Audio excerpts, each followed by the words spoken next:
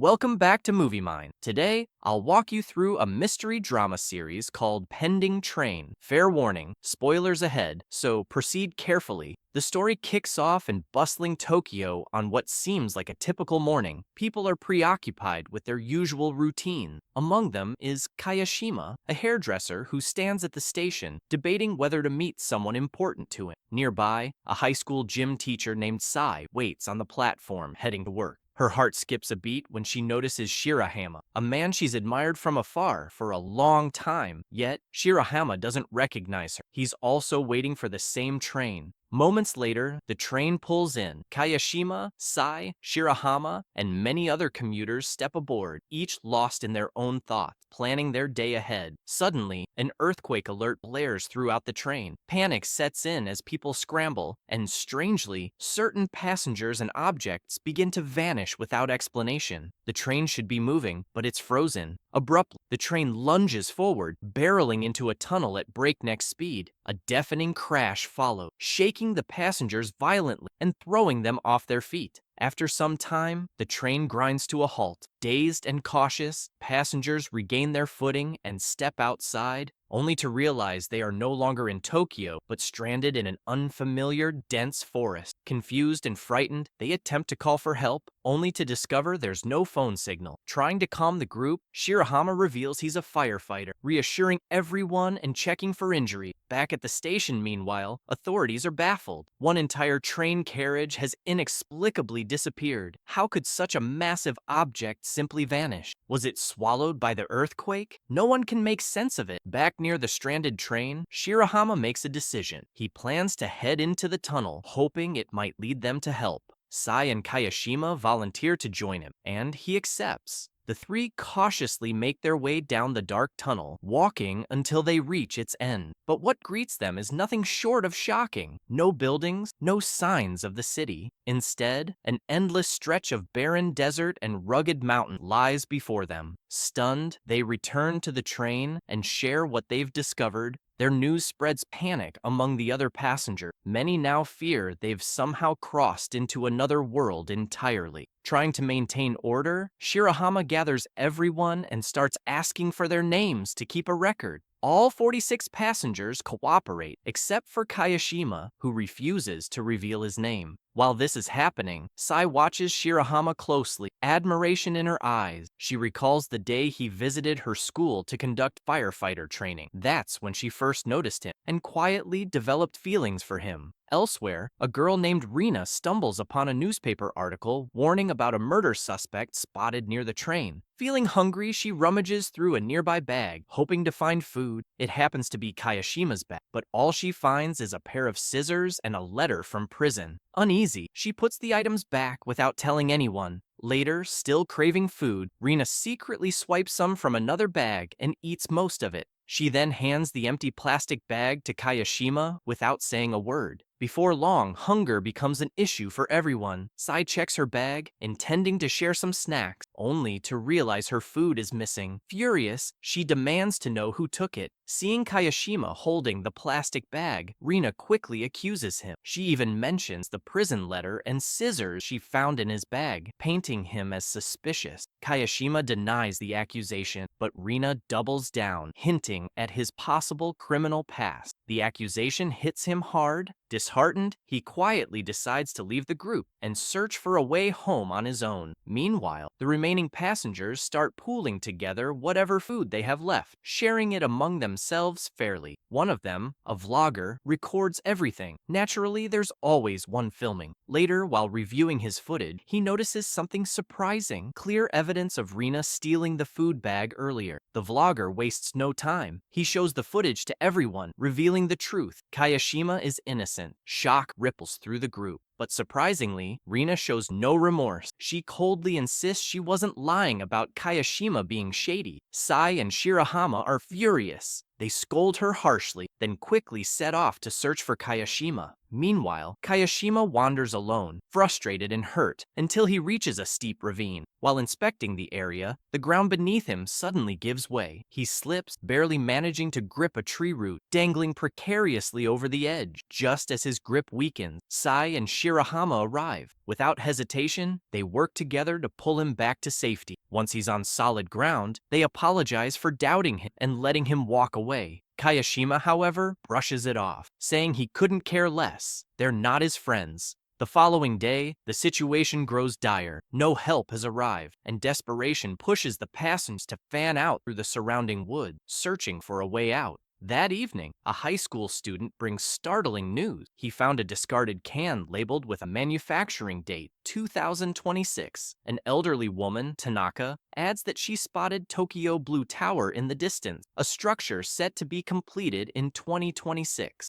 Adding to the puzzle, a botanist named Kato mentions he came across a plant species that shouldn't exist for another 30 years. Slowly, the pieces fit together. The passengers speculate the unthinkable. Their train has somehow jumped 30 years into the future, where society has crumbled. Just then, a man limps back to the train, wounded and panicked. He explains he'd found a cart full of drinks, but someone attacked him and stole it before he could bring it back. Suspicion immediately turns toward Rina again, though she vehemently denies it this time. Still, distrust spreads quickly. Tensions rise, accusations fly, and the group spirals into arguments. Shirahama steps in to de-escalate, suggesting they focus on survival. He sets up a tarp to catch rainwater, hoping to at least gather dew. Unfortunately, no rain comes, and their situation worsens. By morning, something shifts. The train conductor catches Tanaka sneaking a sip from a water bottle. Pressured, Tanaka confesses he was the one who took the drink cart and hid it. He offers to sell the water, knowing how desperate everyone has become.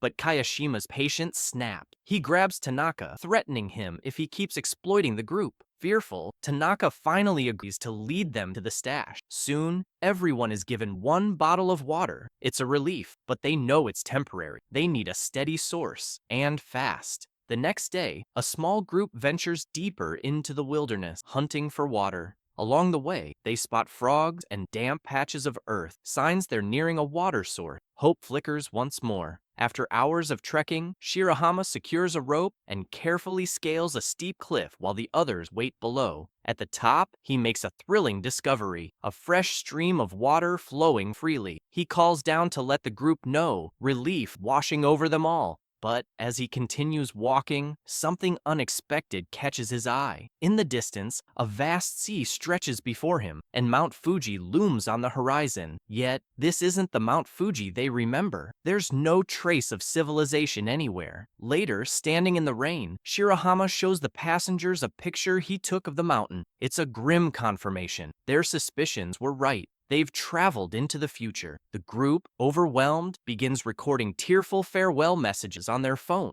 uncertain if they'll ever return. Meanwhile, Sai approaches Kayashima, and the two share a heartfelt talk. Kayashima finally opens up about his difficult past, how he raised his younger brother, Tetsuya, after their parents abandoned them. Sadly, Tetsuya went down the wrong path, getting involved in crime and ending up in juvenile detention. Kayashima hasn't spoken to him in 2 years. He reveals that the prison letter Rina found was from Tetsuya, who was scheduled for release on the day of the train accident. Moved, Sai comforts him. She tries to record a message for his brother, but her phone battery dies. Kayashima teases her, calling her foolish, though it's clear his feelings for her are deep. Meanwhile, back in the real world, the passengers' families gather at the train station, desperate for answers. Among them is Tetsuya. He visits Kayashima's salon and finds flowers left in remembrance. Enraged, he rejects the idea that his brother is dead, insisting he's still alive. Back at the forest, Tanaka spots a figure, a stranger wearing a cap, someone not part of their group. Intrigued, he chases after the person, but soon returns empty-handed, and to make things worse, he steals Kayashima's hairdressing tools in the process. Furious, Kayashima confronts him, but Tanaka insists he saw someone unfamiliar. Their argument is interrupted when rain finally begins to pour. The group celebrates, dancing under the much-needed downpour, but Tanaka, fed up, announces he's leaving the group for good.